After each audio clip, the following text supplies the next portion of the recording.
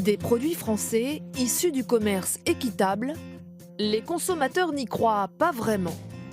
Je vois souvent les tablettes de chocolat marquées commerce équitable qui doivent venir de Colombie ou quelque chose comme ça. Mais en termes de commerce équitable français, ça me parle pas. L'Afrique, l'Asie et l'Amérique du Sud, je dirais. Pas la France? En premier lieu, non. Pourtant, le commerce équitable ne se réduit plus aux paysans de Colombie ou d'Éthiopie. Assurer une marge pour un revenu stable et négocier pour les producteurs, une démarche aujourd'hui made in France. Ces agriculteurs du Poitou-Aquitaine produisent des lentilles, des pois chiches ou du blé.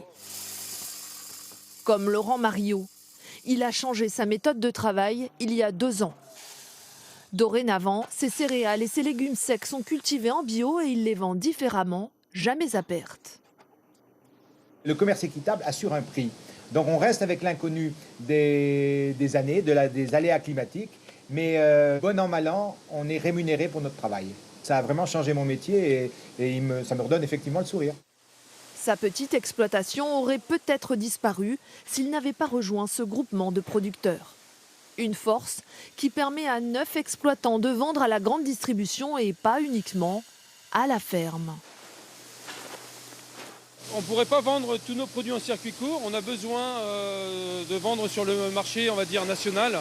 Les acheteurs qui nous proposent une filière équitable s'adressent principalement aux paysans qui sont regroupés, qui sont organisés en groupement pour, je dirais, assurer un minimum de volume. Dans ce moulin aussi, le meunier cherche de gros volumes de blé. Oui, mais il n'y a pas eu de premier triage de fait parce qu'on voit qu'il y a quelques morceaux de paille. En lui vendant un quart de sa production, ce céréalier a signé un contrat avec lui pour un prix fixé pour 3 ans, au-dessus du coût de production. Sans lien avec le cours du blé trop variable. Et cette année, cet agriculteur est particulièrement gagnant. On est sur des prix contractuels à 175 € la tonne. Donc pour le blé 2016, la récolte 2017, etc. Aujourd'hui, si je vends mon blé que j'ai juste semé, je peux commencer à en vendre pour le blé que je récolterai en été 2017. Aujourd'hui, je vais le vendre sur des bases de 152 € la tonne. Parce que là, je sais que je serai à 175, quoi qu'il arrive. Un blé transformé en farine, destiné à fabriquer de la viennoiserie industrielle en Vendée. 100 kilos par cuve de pétrin, 30 tonnes de farine transformée ici chaque jour. Une bonne farine, c'est une garantie d'un produit conforme, d'un produit moelleux. Bon, ça reste notre ingrédient préféré, la farine. Un ingrédient qu'il bichonne. Ce directeur industriel comprend en 2007, quand le cours du blé explose, qu'il doit changer sa façon d'acheter ses matières premières aux producteurs. Ça a impacté nos relations parce que les prix de farine ont doublé. Donc ça a été compliqué pour nous d'accepter de payer cette farine deux fois plus cher. Mais tout de suite derrière, les cours ont chuté et on passe notre temps à discuter du prix. Donc, ni pour les uns et pour les autres, il ne faut pas spéculer sur nos achats. Résultat, il achète une farine locale et équitable depuis 5 ans pour conserver le même fournisseur qui lui assure une qualité. Une farine transformée en brioche tressée à la main ou en pain au lait.